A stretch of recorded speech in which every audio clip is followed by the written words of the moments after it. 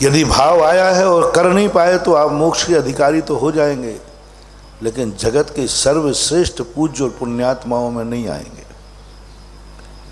वे ही आत्माएं जगत में पूजी गई हैं, उन्हीं आत्माओं के मंदिर बनते हैं, उन्हीं के पंचकल्याणक होते हैं, उन्हीं के रत्न वृष्टियाँ होती हैं। देखो ना जाने आनंद हर समय 608 जीव मोक्ष जाते हैं।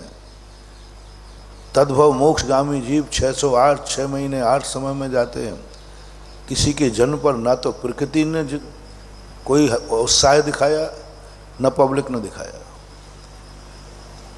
दीक्षा ले ली, जन्म गए होंगे कहीं, किसी को क्या लेना देना। ऐसे लोग जन्मे दुनिया में जिन्हें घर वालों को भी पता नहीं है कि कब जन्म हो गया। ऐसे लोग भी जन्म लेते। दीक्षाएं हो गई, केवल ज्ञान हो गया, मोक्ष हो गया, देवों ने दीपक जला दिए, चले गए, किसी को खबर नहीं है। लेकिन जो व्यक्ति सारी दुनिया के लिए जिया हो, जो भवांतरों से भगवान मिलने पर अपने कल्याण की भावना न करके जगत के कल्याण की भावना, भाई भगवान से मांगा भी तो क्या मांगा, ये नहीं कहा कि हे भगवान मुझे आशीर्वाद दो, मेरी आंख में कभी आंसू ना आए, नहीं मांगा। ये तो सारी दुनिया मांगती है। लेकिन कुछ आत्माओं ने, जिन्हें 24 मात्र एक कोड़ा कोड़ी सागर वर्ष में 24 महान आत्माएं हुई, जिन्हें भगवान मिलने के बाद उन्होंने ये नहीं मांगा कि हे भगवान मेरी आंख में कभी आंसू नहीं आए, बस प्रभु वरदान देना हो तो बस एक वरदान दे दो, मैं कभी किसी की आंख में आंसू न देखूं।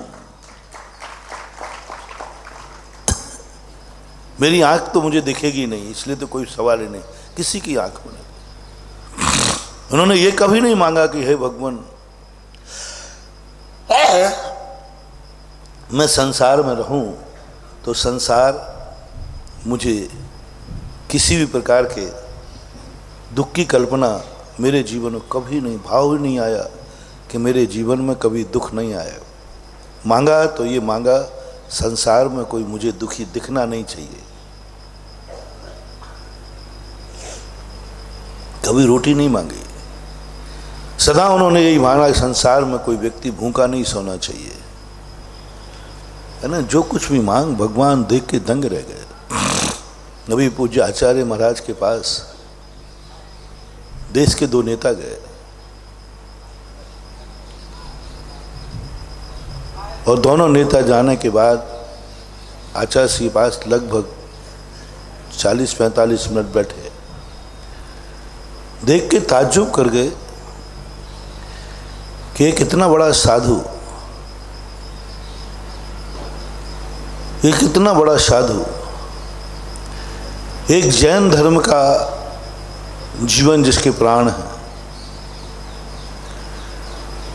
45 मिनट में 1 मिनट भी ना अपनी चर्चा की, ना संघ की चर्चा की, ना महावीर की चर्चा की, ना जैन धर्म की चर्चा की। बस 45 मिनट में पूरे राष्ट्र की चिंता की, प्राणी मात्र की चर्चा की, गरीबों की चर्चा की, दुखी की चर्चा की, पशुओं की चर्चा की। वो देखकर दंग रह गए कि साधु तो धर्म की चर्चा करता है, भगवान की चर्चा करता है। साधु तो वो है जो मोक्ष की चर्चा करता है, उसे क्या पड़ी है संसार की। जो आत्मा की चर्चा करता है उसे क्या पड़ी दुनिया की। धर्म की चर्चा करें, महावीर की चर्चा करें, नेता लोगों से कहें कि हमारा मंदिर बनवा दो, हमारा ये करवा दो, कोई चर्चा नहीं की। हम साधुओं को ये सुविधाएं दे दो, बड़े प्रभावित हुए। वो देख के दंग रह गए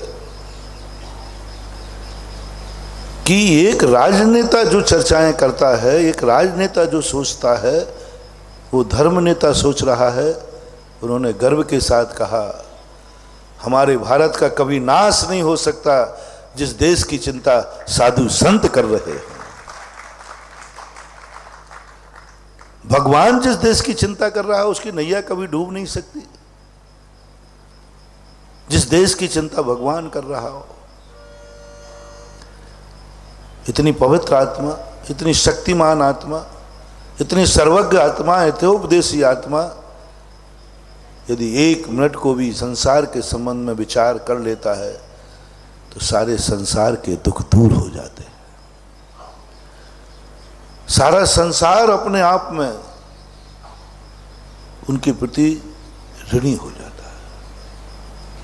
साधु संत, मालूम आपको, एक बार भैरव सिंह शेखावत ने कहा था मेरे कि महाराज जैनियों में सबसे ज्यादा कम व्यसन क्यों होते हैं तो सही, शराब भी कम पीते हैं, जुआ भी कम खेलते हैं, मांसाहारी होते ही नहीं हैं, गंदे कार्य क्यों नहीं करते हैं? क्या इनका मन नहीं होता? क्या इनका मन नहीं होता पाप करने का? कि इनका मन नहीं होता शराब पीने का? और खास तौर से आपके आसपास रहने वाले लोग तो बिल्कुल घृणा करते हैं गंदे कार्यों से। क्या ये अजब क्वालिटी से ऊपर से गॉड गिफ्ट के रूप में आते हैं? क्या ये सब छने पानी से बने हो? क्या कारण? मैंने कही शेखावत जी, इसका मूल कारण है जिस समाज की चिंता साधु को होती है, बिगड़ती है समाज, चिंता साधु करता है। एक जैन श्रावक शराब की तरफ जाता है, साधु का हृदय क्लेश से भर जाता है और वो साधु इतनी चिंता करता है कि अपने आत्मा का उपयोग छोड़कर 1.5 घंटे इनको उपदेश देता है। इसी का परिणाम है ये। उपदेश क्या है? ये कुछ नहीं महानुभाव, मुझे क्या इस उपदेश से मिलने वाला है?